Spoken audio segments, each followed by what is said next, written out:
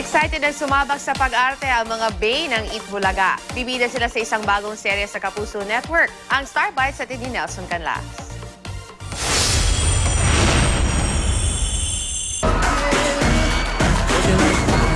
Mula sa pagsayaw, pagpapakilig at kamakailan, pati sa pagsugod bahay, talagang tinututukan ng mga Bay ng Eat Bulaga.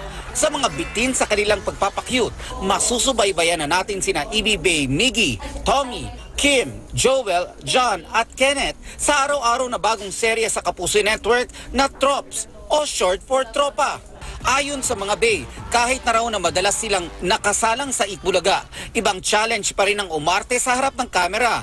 Hindi po kami sanay sa acting, so it's different from dancing. So we're giving it our best, 100%. So sobrang excited po kami. Katrops din nila si Tony Aquino, ang unika iha ni Ruby Rodriguez. At full support daw ang kanyang mami sa showbiz career ni Tony, lalo pat isinasabay niya ito sa kanyang pag-aaral. She's very supportive and there's nothing I could ask for more than a supportive mom. Kasi out of everything that I do, parang pinapakita ko sa kanya na, Ma, kaya ko to. Ang storya ng Trops ay tatalakay sa iba't ibang nararanasan ng mga kabataan sa larangan ng pagkakaibigan, pamilya at pag-ibig.